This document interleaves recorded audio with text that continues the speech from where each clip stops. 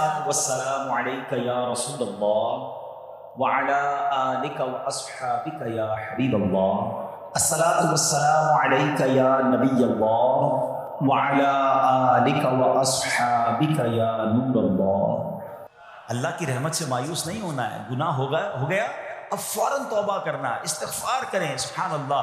حدیث پاک میں آتا ہے اگر تم اللہ پر توکل کرو جیسا کہ توکل کرنے کا حق ہے, اللہ تمہیں ایسے روزی دے گا جیسے پرندوں کو روزی دیتا ہے. کبھی امیجن کیا آپ نے پرندوں کو روزی کیسے ملتی؟ یہ حدیث میں ایسی اچھا ہو سکتا ہے انسانوں کے بارے میں فرمایا جاتا, نبی پاک فرما دیتے, جانوروں کے بارے میں فرما دیتے, پرندوں کے بارے میں کیوں فرمایا؟ سبحان اللہ. آپ کو دنیا میں پتہ ہے پرندے کتنے ہیں؟ ایک کیلکولیشن کے مطابق اس دنیا میں جتنے جانور ہوتے ہیں نا وہ انسانوں کا ملٹیپلائی بائی 10 ہوتے ہیں. ٹھیک ہے, ہم 8 ارب ہیں تو وہ 80 ارب ہیں. ساری جانور, چوپائے اور جتنے بھی جانور ہیں, انسیکٹس بھی اس میں ملا لیں. لیکن فرمایا پرندے اس کا ملٹیپلائی بائی 10 ہوتے ہیں. اٹ مینس اس دنیا میں اپروکسیمیٹلی 800 ارب پرندے ہیں. ٹھیک ہے, 800 ارب پرندے روز کہاں سے کھاتے ہیں؟ کوئی سپلائی لائن کو جا کے ان کو درختوں پہ پہنچاتا ہے. کسی گھونسلے میں کوئی آپ نے کبٹ دیکھی, کسی گھونسلے میں آپ نے کوئی سٹاک دیکھا کہ جناب یہ کل کا چارہ ہے, یہ رات کا چارہ ہے, میرے چھوٹے چھوٹے بچے ہیں اس کے لیے چارہ ہے. Nothing else. ہر پرندہ 800 ارب پرندے اپروکسیمیٹلی روز صبح فجر کے بعد بھوکے نکلتے ہیں, اور جب شام اپنے گھونسلے میں آتے ہیں تو سب کا پیٹ بھرا ہوا ہوتا ہے.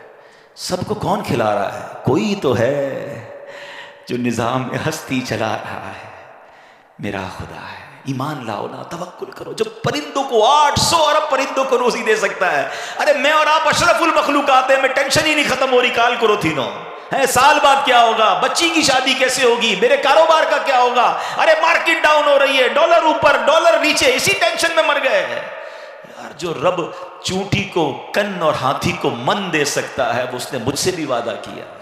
سیکھو نا حضرت ابراہیم سے. کاش یہ توکل نصیب ہو جائے. تھوڑی ایج اور بڑھتی ہے. آپ نے ایک بار ایک بڑا کمال کا منظر دیکھا کہ ایک بندے کو سمندر میں اس کی ہلاکت ہو گئی, سمندر میں وہ ڈوب کے مر گیا. مچھلیوں نے کھایا اس کی باڈی کو, تھوڑی دیر بعد اس کی لاش سمندر کے کنارے پہ آئی, تو پھر جانوروں نے کھایا. اس کے بعد دیکھا کہ پرندے آئے, پرندوں نے بھی اس کی باڈی سے کھایا. آپ کے ذہن میں خیال آیا کہ یا اللہ یہ بندے کو قیامت کے دن تو کیسے اٹھائے گا؟ ایمان تو تھا مگر اس کی باڈی کے اجزاء تو 3 الگ الگ مخلوقات کھا گئی, اور قیامت کے دن یہ واپس کھڑا ہونا ہے اس نے. تو سبحان اللہ, آپ نے اللہ سے کہا وَإِذْ قَالَ إِبْرَاهِيمُ. پھر یہ دیکھیں حضرت ابراہیم کا یہ واقعہ بھی قرآن میں موجود, 3 پارے میں سورہ بقرہ. آپ کہتے ہیں وَإِذْ قَالَ إِبْرَاهِيمُ رَبِّ أَرِنِي كَيْفَ تُحْيِي الْمَوْتَى. اے اللہ, حضرت ابراہیم نے عرض کی کہ اے میرے رب مجھے دکھا دے تو مردے کیسے زندہ کرے گا. ارشاد ہوتا ہے قَالَ أَوَلَمْ تُؤْمِنْ. اے ابراہیم تو ایمان نہیں لایا, تجھے یقین نہیں؟ قَالَ بَلَىٰ وَلَكِنْ لِيَطْمَئِنَّ قَلْبِي. اے اللہ ایمان لایا ہوں, مجھے یقین ہے مگر میں ذرا دل سے دیکھنا چاہتا ہوں اور قرار آ جائے, میں عین الیقین چاہتا ہوں, میں اس کو مزید دیکھنا چاہتا ہوں. قَالَ فَخُذْ أَرْبَعَةً مِّنَ الطَّيْرِ. قرآن کہتا ہے رب نے فرمایا کہ اچھا 4 پرندے لے, فَصُرْهُنَّ إِلَيْكَ ثُمَّ اجْعَلْ عَلَىٰ كُلِّ جَبَلٍ. فرمایا اس کو اپنے ساتھ ہلا لے, اپنے ساتھ مانوس کر لے, پھر ان کا ایک ایک ٹکڑا پہاڑ پر رکھ دے. منہن جزءا ثم ادعوہن یأتینک سعیا. فرمایا پھر انہیں بلا, وہ تیرے پاس چلے آئیں گے پاؤں سے دوڑتے. وَاعْلَمْ أَنَّ اللَّهَ عَزِيزٌ حَكِيمٌ. اور جان رکھ اللہ غالب حکمت والا ہے. اب ہوا کیا, حضرت ابراہیم کو حکم ہوا کہ 4 پرندے لیں. اب آپ نے 4 پرندے الگ الگ لیے, مور لیا, کبوتر لیا, آپ نے مرغ لیا اور ایک گدھ لیا. ان 4 کو اپنے ساتھ تھوڑا ٹائم رکھا تاکہ وہ آپ سے انسیت پالے, تاکہ 4 کے بارے میں کنفرم بھی ہو جائے کہ یہی 4 ہے, کوئی اور مکس نہ ہو جائے. اس کے بعد آپ نے 4 کو ذبح کیا, 4 کا قیمہ بنایا اور 4 کا قیمہ مکس کر دیا. 4 کا الگ الگ نہیں, 4 کا ٹوٹل مکس کر دیا, اور اس کے چھوٹے چھوٹے پیس سمجھ لیں 4 پہاڑ پر رکھ دیے, الگ الگ پہاڑوں پر. اور 4 کی جو چہرے تھے یعنی ان کی کھوپڑیاں تھیں وہ اپنے پاس رکھی, اس کا قیمہ نہیں بنایا. یعنی ان کے سر آپ کے پاس ہیں 4 پرندے کے, 4 کا مکس قیمہ ہو چکا ہے, اور 4 الگ الگ پہاڑ پر رکھ دیے. قرآن نے کیا کہا تو انہیں پکارو. اب یہ بھی ذرا میں آگے آ کے بتاؤں گا اس ایک خوبصورت آیت کے اس جز سے کیا سیکھنے کو مل رہا ہے.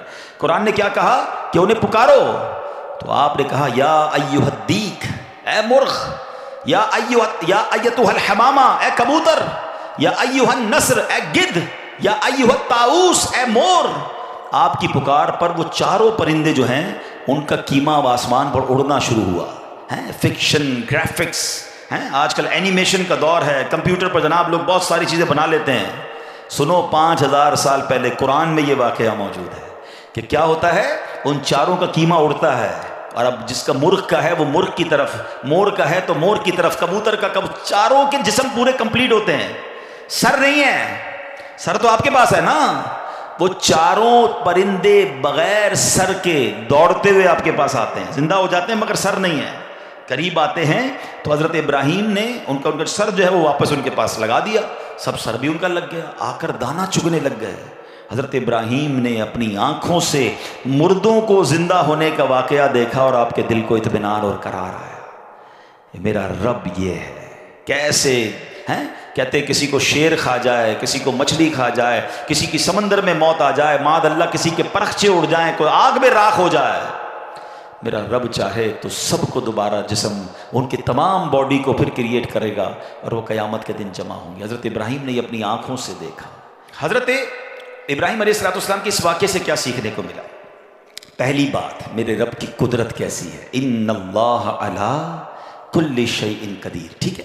دوسری بات، علماء کہتے ہیں، صوفیانہ تفسیر اس کی لکھی گئی کہ 4 پرندے کیوں لیے گئے، کبوتر، مور، گدھ اور چوتھا مرغ. فرمایا ان چاروں کی نا ایک بری خصلت ہے. مرغ ہے اس کے اندر شہوت بہت ہے. جو کبوتر ہے اس کو اپنی اڑان پر بڑا ناز ہے، بڑا تکبر ہے، بہت اونچا اڑتا ہے.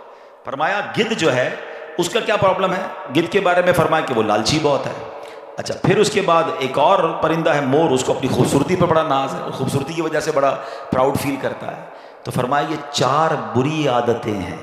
اس کو ذبح کر کے یہ پیغام دیا گیا کہ اگر تم بھی اپنی اونچی اڑان، اپنے اونچے مرتبوں، اپنے اونچے مقام کا تکبر چھوڑ دو، اپنی خوبصورتی پر گھمنڈ کرنا چھوڑ دو، ہوس اور شہوت کے بعد اپنے آپ کو بچا لو، لالچ کر کے دنیا کے بال کے پیچھے بیڑا غرق اپنا نہ کرو. اگر ان عادتوں کو ذبح کر دو تو اللہ آج بھی تمہارے دل کو زندہ فرما دے گا. ان کو زندہ کیا نا، فرمایا ان عادتوں کو ختم کرو، رب تمہارے دل کو زندہ فرمائے گا اور اس میں نور داخل فرما دے گا. اور علماء نے اس کی صوفیانہ تفسیر یہ لکھی. اور اب ایک اور عقیدے کی بات بھی، کنفیوژن پھیلانے والے بہت کنفیوژن پھیلاتے ہیں. میں تو قرآن سے آج آپ سے بات کر رہا ہوں نا. اللہ نے کیا کہا کہ انہیں پکارو. وہ تو دنیا میں نہیں تھے پرندے، مر چکے تھے، کیما بن چکا ہے. کیما بنے ہوئے پرندوں کو رب کہہ رہا ہے پکارو. حضرت ابراہیم نے کیسے پکارا، یا ایھا الدیک، یا ایتھا الحمامہ. آپ کبوتر کو پکار رہے ہیں، آپ گدھ کو پکار رہے ہیں، قرآن کہہ رہا ہے پکارو اور نبی پکار رہے ہیں. آج کسی کو نہ جانے یا رسول اللہ سے پرابلم ہو جاتی ہے، کسی کو یا غوث پاک سے یا پرندوں کو پکار رہے. قرآن کہہ رہا ہے تو اس کا مطلب دنیا سے اگر کوئی چلا بھی جائے اس کو پکارنے میں کوئی خدا نہ خواستہ پرابلم نہیں ہے. اللہ سمجھ کے تھوڑی پکارتا ہے کوئی، اللہ کے بندے سمجھ کر ہی پکار رہے ہیں نا، اللہ کی مخلوق سمجھ کر پکار رہے ہیں.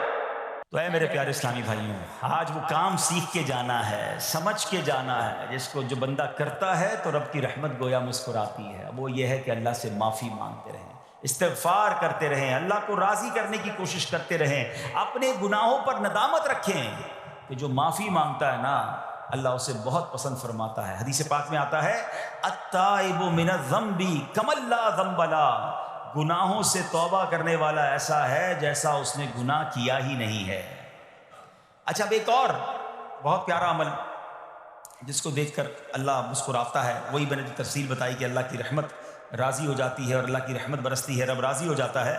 نبی پاک علیہ السلام نے فرمایا 3 بندے ہیں اللہ پاک انہیں دیکھ کر مسکراتا اور کیا ہوتا ہے، فرمایا اور بہت خوش ہوتا ہے. اب وہ 3 بندے کون سے ہیں، چیک کر لیں ہم ان میں ہیں کہ نہیں. فرمایا نمبر 1 وہ بندہ جو رات کو اٹھے، بستر چھوڑے، اچھی طرح وضو کرے، پھر نماز پڑھنے کھڑا ہو جائے، اسے دیکھ کر اللہ پاک فرشتوں سے فرماتا ہے اے فرشتوں بتاؤ میرے بندے کو نیکی پر کس نے اکسایا ہے.